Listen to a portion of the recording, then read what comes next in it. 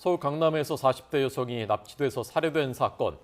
코인업계 관계자 유모 씨가 구속돼 했죠. 그런데 이번엔 그 아내가 경찰에 체포됐습니다. 경찰은 이 부부가 지난해 9월 주범 이경우에게 착수금을 건네면서 범행을 공모하기 시작했다고 보고 있습니다. 취재기자 연결돼 있습니다. 김현아 기자.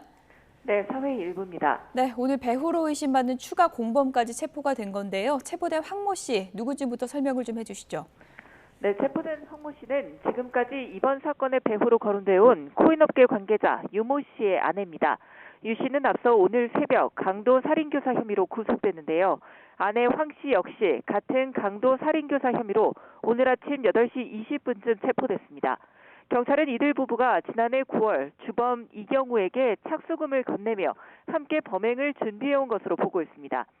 이제껏 착수금으로 의심되어 온 돈은 지난 2021년 9월 유 씨 부부가 이경우에게 빌려줬던 4천만 원인데 이 돈은 차용증을 쓰고 빌려준 돈이고 무엇보다 범행 시점보다 1년 6개월이나 전의 일이라 유 씨 부부는 범행과 관련이 없다고 주장해왔습니다. 하지만 경찰은 유 씨에 대해 구속영장을 신청하면서 이들 부부가 범행을 공모한 시점을 2021년이 아닌 2022년 9월로 명시한 것으로 알려졌습니다. 아울러 범행 이후 이경우와 유 씨가 만나는 장면이 담긴 CCTV와 함께 유 씨 부부의 계좌 내역도 확보한 것으로 전해졌습니다. 전화로 연결돼 있습니다. 전화기를 조금만 띄워주시고요. 이 2022년부터 공모를 시작했다고 보는 근거는 무엇입니까? 네, 경찰이 범행 공모 시점을 특정하는 데는 주범 이경우의 진술이 주요했던 거로 알려졌습니다.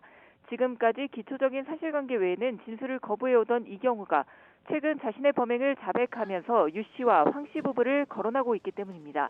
유 씨의 구속영장 청구서에는 부부가 피해자 40대 여성 A 씨에게 원한을 품고 있었다는 내용도 포함되는데요. 유 씨 부부와 피해자 A 씨는 2020년 함께 피코인에 수십억 원을 투자했는데 손실이 커지자 갈등을 빚어왔고 A 씨는 살해당하기 직전까지도 피코인 투자로 피해를 본 투자자들을 모아 단체 소송을 준비하고 있었습니다. 이 같은 정황에다 이경우의 진술까지 더해서 경찰은 유 씨 부부가 함께 살인을 교사했다고 보고 있는 겁니다. 경찰이 황 씨를 체포하면서 이번 사건으로 입건된 피의자는 6명으로 늘었습니다. 배후로 의심되는 인물들을 차례로 붙잡은 만큼 경찰 수사는 이제 범행 교사 혐의를 입증하는 데 집중될 것으로 보입니다. 지금까지 사회 일부에서 YTN 김연아입니다.